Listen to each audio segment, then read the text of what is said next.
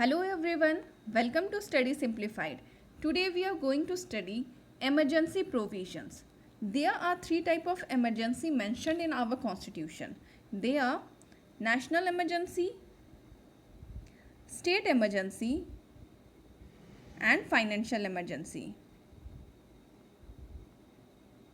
क्योंकि ये चैप्टर काफ़ी बड़ा है इसलिए we will be doing this chapter in two parts. आज की क्लास में हम लोग नेशनल इमरजेंसी पढ़ेंगे which will be the part 1 and in next video we will be doing state emergency and financial emergency.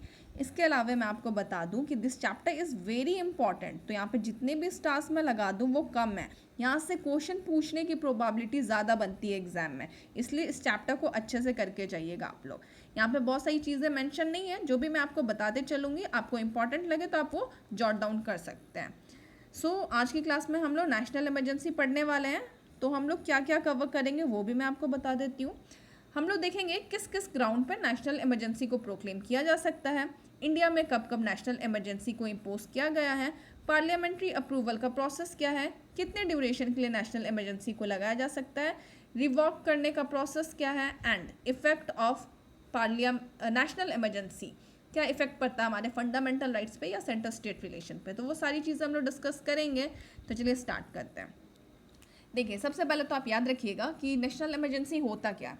कभी भी प्रेसिडेंट को अगर लगे कि इंडिया की सिक्योरिटी और any part of India security is threatened, then on written recommendation of cabinet president can proclaim national emergency.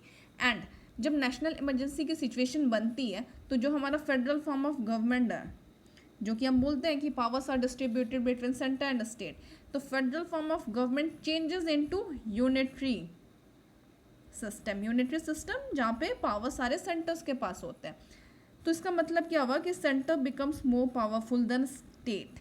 जब भी नेशनल इमरजेंसी की सिचुएशन बनेगी तब सारे के सारे पावर्स हमारे सेंटर के पास चले जाते हैं. ये मैं आपको एक एग्जांपल के थ्रू बताती हूँ. सपोज कल के डेट में पाकिस्तान या चाइना हमारे कंट्री पर अटैक करता है तो हमारे इंडिया में इमरजेंसी लगाना पड़ सकता है.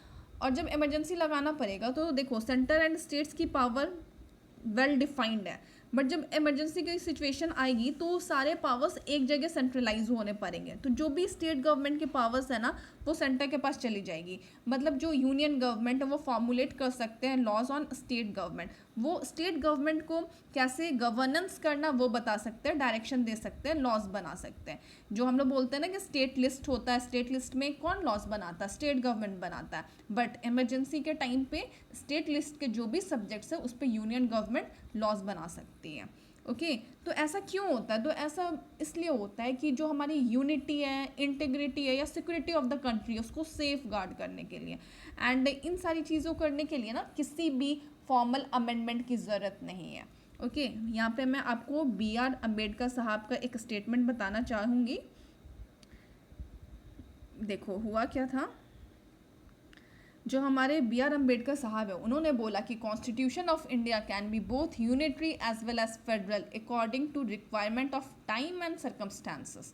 मतलब क्या, at normal time it will work as federal system but in time of emergency it can work as unitary system. तो ये सारी चीज़ें हमारे कॉन्स्टिट्यूशन में ऑलरेडी मैंशनड है. ओके अब हम लोग बुक में देखते हैं क्या गिवन है, फिर उस हिसाब से आगे बढ़ेंगे. President can make proclamation of emergency under article 352 in case of war, external aggression or armed rebellion or threat thereof only on recommendation of cabinet. तो यहाँ पे दो तीन चीज़ें इंपॉर्टेंट निकल के आ रही है. सबसे पहले कि इमरजेंसी कौन प्रोक्लेम कर सकता है, प्रेसिडेंट कर सकते हैं. जब आपने प्रेसिडेंट वाला चैप्टर पढ़ा था वहाँ पे आपने देखा था कि प्रेसिडेंट के पास पावर है टू डिक्लेयर इमरजेंसी, वही चीज़ यहाँ पे मेंशन है. दूसरा इंपॉर्टेंट चीज़ आर्टिकल 352, हमारा जो नेशनल इमरजेंसी है वो किस आर्टिकल में गिवन है, आर्टिकल 352. स्टेट इमरजेंसी 356 में गिवन है एंड फाइनेंशियल इमरजेंसी 360 में गिवन है. तो उन दोनों को तो हम बाद में बात करेंगे. अभी हम बात करते हैं आर्टिकल 352 जहाँ पे 3 ग्राउंड्स दिए हुए हैं कि किस ग्राउंड पे नेशनल इमरजेंसी को इम्पोज किया जा सकता है. वो 3 ग्राउंड्स हैं, war, external aggression and arm rebellion. इन तीनों को हम लोग डिस्कस करते हैं. बट इसके पहले हम लोग ये भी डिस्कस करते हैं कि जो हमारा कैबिनेट है, कैबिनेट का रिकमेंडेशन जाएगा तभी प्रेसिडेंट प्रोक्लेम कर सकते हैं इमरजेंसी। ऐसा नहीं है कि प्रेसिडेंट अपने मन मुताबिक हिसाब से कर दे इमरजेंसी को डिक्लेयर, नहीं, पहले जो भी रीजंस है कैबिनेट उनको रीजंस पेश करेंगे कि हाँ इस रीज़न की वजह से इमरजेंसी लगाई जानी चाहिए। अब प्रेसिडेंट उन रीज़न से सेटिस्फाइड है तो वो इमरजेंसी डिक्लेयर कर सकते हैं। फिर क्या होता है, पार्लियामेंट के पास जाता है, वहाँ पे लोकसभा राज्यसभा दोनों अप्रूव कर दे उसको, फिर हमारा इमरजेंसी लग जाता है। तो कुल मिला के प्रोसेस ही है। तो अभी हम लोग ग्राउंड्स के बारे में डिस्कस कर रहे थे, तो ये 3 ग्राउंड्स को अच्छे से दिमाग में बैठा लीजिए, बहुत इंपॉर्टेंट है। वॉर, एक्सटर्नल एग्रेशन और आर्म्ड रिबेलियन। यहाँ पे वॉर एंड एक्सटर्नल एग्रेशन ये दोनों हमारा एक्सटर्नल इमरजेंसी है एंड आर्म्ड रिबेलियन हमारा इंटरनल इमरजेंसी है। ओके, इसका देखिए थोड़ा सा डिफरेंस है इसमें। वॉर क्या होता है कि अगर 2 कंट्री फॉर्मली डिक्लेयर कर देता है कि they will be using arm forces against each other, तो वो वॉर हो जाता है। एक्सटर्नल एग्रेशन में क्या होता है, 2 कंट्री के बीच में मनमुटाव है, बट एक कंट्री आर्म फोर्सेस यूज़ कर रही है दूसरे कंट्री के अगेंस्ट एंड दूसरी कंट्री कुछ यूज़ नहीं कर रही है, ठीक है, तो वो एक्सटर्नल एग्रेशन हो जाता है, जहाँ पे एक कंट्री का ज़्यादा दबदबा हो जाता है, वो आर्म फोर्सेस वगैरह यूज़ करने लगती है। तो ये वॉर एंड एक्सटर्नल एग्रेशन ये हमारा आ जाता है एक्सटर्नल इमरजेंसी में, आर्म्ड रिबेलियन आ जाता है इंटरनल इमरजेंसी में। इसको नोट डाउन कर लीजिए आप, इसका यूज़ कहाँ आएगा वो मैं आपको आगे बताऊंगी। अभी के लिए इतना और ध्यान रखिए कि जो हमारा आर्म्ड रिबेलियन है ये पहले से यहाँ पे नहीं था, इसके प्लेस पे था इंटरनल डिस्टर्बेंस। इंटरनल डिस्टर्बेंस था, बट 44th अमेंडमेंट जो हमारा आया था 1978 में, उस टाइम पे इंटरनल डिस्टर्बेंस को रिप्लेस कर दिया गया और इसकी प्लेस पे आ गया आर्म्ड रिबेलियन। तो कई बार क्वेश्चन में ये पूछ लिया जाता है, it is very very important question, पूछा जाता है कि आर्म्ड रिबेलियन किस अमेंडमेंट एक्ट के द्वारा ऐड किया गया था, तो वो 44th अमेंडमेंट था 1978, ठीक है। तो यहाँ से 3-4 क्वेश्चन निकल के आते हैं एग्जाम के लिए, जो कि मैंने आपको बता दिया। अब हम लोग आगे प्रोसीड करते हैं। अब देखिए यहाँ पे प्रोक्लेमेशन ऑफ इमरजेंसी की बात की गई है कि कैसे कैसे इसको अप्रूव किया जाता है। उसके पहले मैं आपको एक चीज़ और बताना चाहूँगी कि हमारे इंडिया में कब कब इमरजेंसी को लगाया गया है। फर्स्ट इमरजेंसी हमारा लगा था 1962 में। बुक में गिवन नहीं है बट हमारा जानना ज़रूरी है, इसलिए मैं आपको ये सारी चीज़ें बता देती हूँ, इंटरेस्टिंग भी है। तो फर्स्ट इमरजेंसी हमारा लगा था 1962 में, जब चाइना ने इंडिया पर अटैक किया था। चाइना इंडिया पर अटैक किया था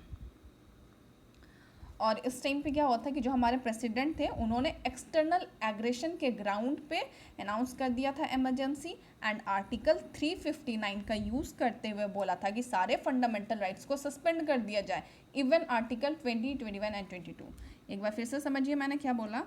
आर्टिकल 359 को यूज़ करते हुए बोला कि आर्टिकल 20, 21 एंड 22 को भी सस्पेंड कर दिया जाए। जबकि आज के डेट में हम लोग क्या जानते हैं कि हमारा नेशनल इमरजेंसी का भी सिचुएशन आ जाता है तो आर्टिकल 20 एंड 21 को सस्पेंड नहीं किया जा सकता।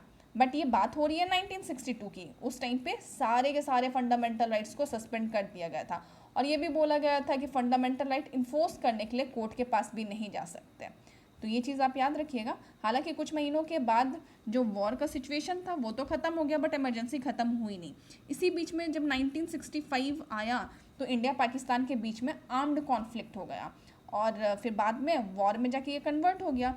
फिर इसके बाद भी जब सारा सिचुएशन ठीक हुआ तब जाके 1968 में फर्स्ट इमरजेंसी को रिवॉक कर लिया गया। तो पहला इमरजेंसी हमारा कब से कब तक चला, 1962 से 1968।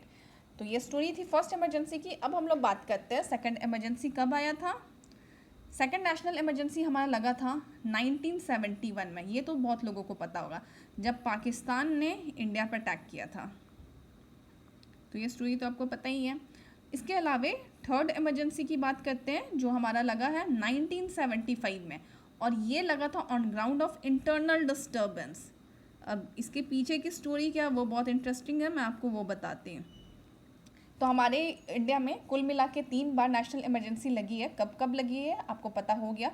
अभी हम लोग बात कर रहे हैं 1975 वाला इंसिडेंट जो कि बहुत ज़्यादा इंपॉर्टेंट है, तो इसको हम लोग डिस्कस कर लेते हैं।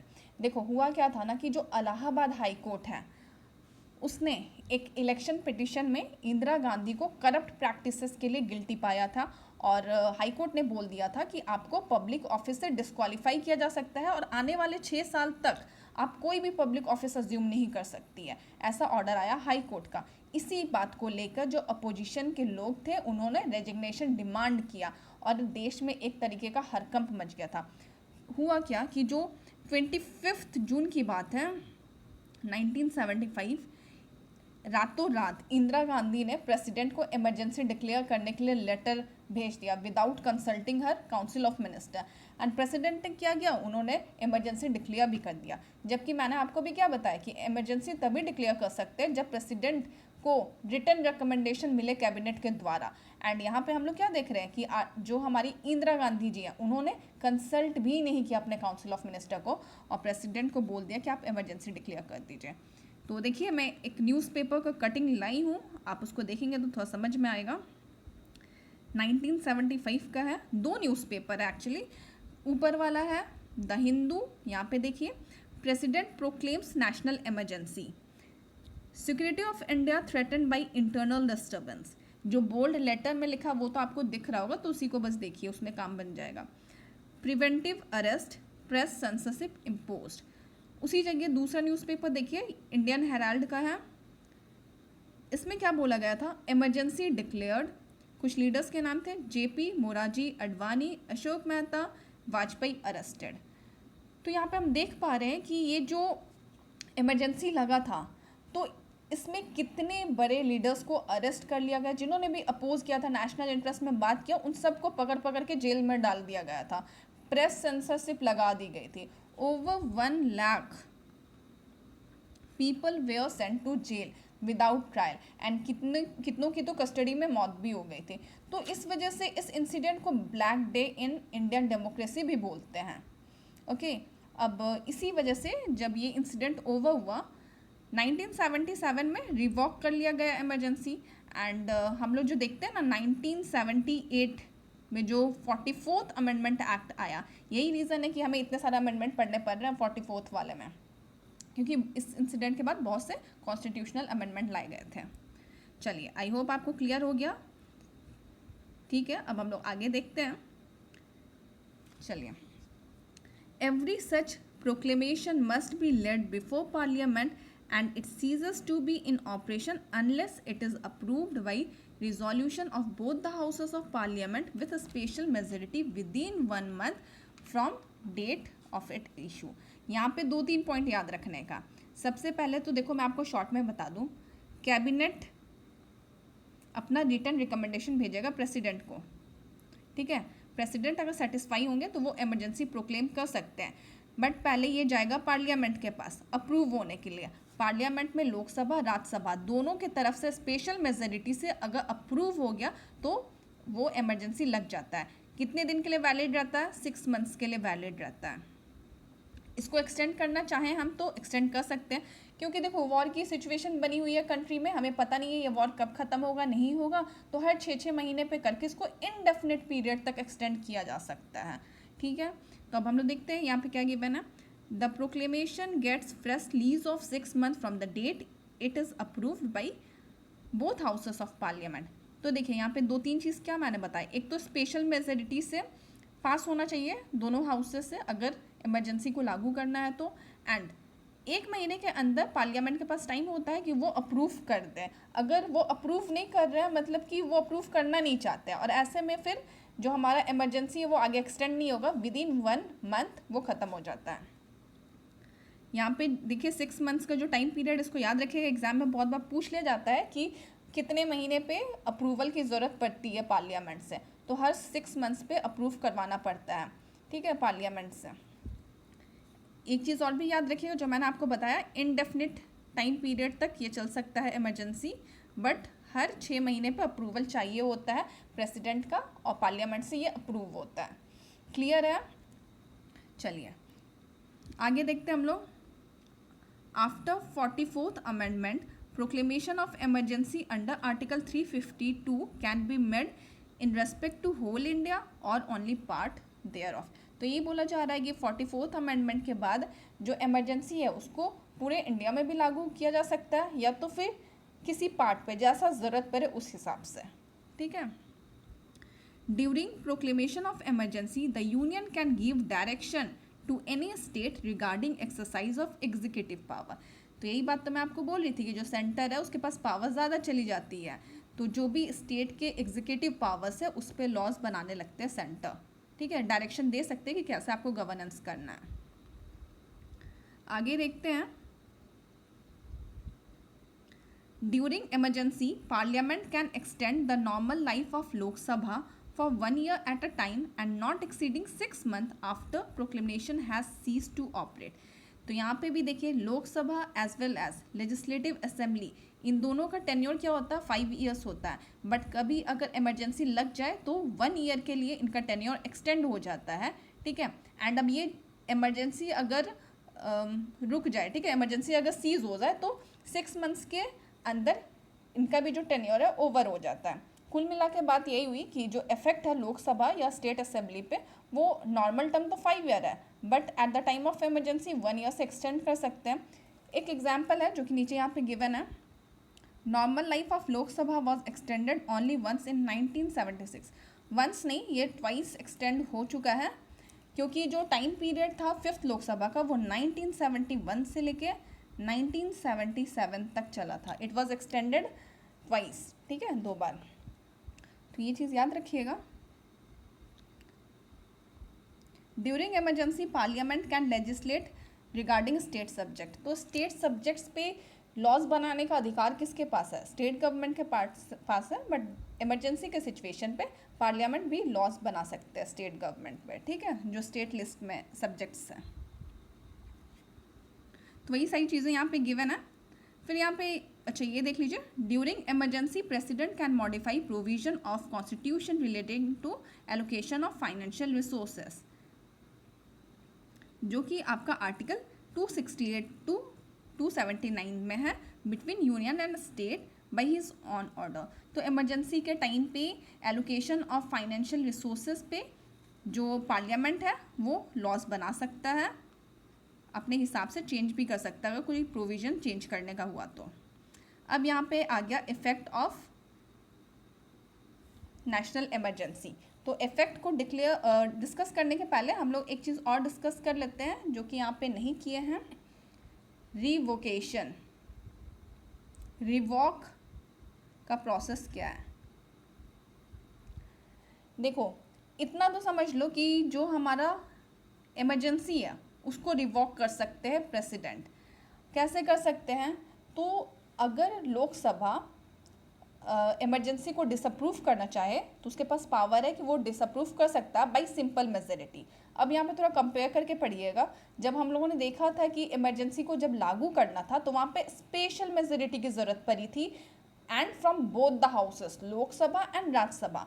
बट यहाँ पे हम रिवोकेशन की बात कर रहे हैं, तो यहाँ पे सिर्फ लोकसभा से अगर सिंपल मेजोरिटी मिल जाए कि हाँ इमरजेंसी को रिवॉक करना चाहते हैं तो रिवॉक किया जा सकता है। तो यहाँ पे सिंपल मेजोरिटी है, ये चीज़ ध्यान रखिएगा। एंड वहाँ पे जो लागू करना था वहाँ पे स्पेशल मेजोरिटी थी, लोकसभा एंड राज्यसभा दोनों थे, यहाँ पे सिर्फ लोकसभा है। तो थोड़ा कंपेयर करके पढ़िएगा तो चीज़ें ज़्यादा समझ में आएगी। तो it can be revoked by president at any time, and Lok Sabha के द्वारा अगर सिंपल मेजोरिटी से पास हो जाए तो वो प्रेसिडेंट के पास चल जाता है, प्रेसिडेंट उसको रिवॉक कर देते हैं। ठीक है, अब हम लोग देखते हैं effect of national emergency. 3 effect पे हम लोग डिस्कस करेंगे। एक तो सेंटर स्टेट रिलेशन।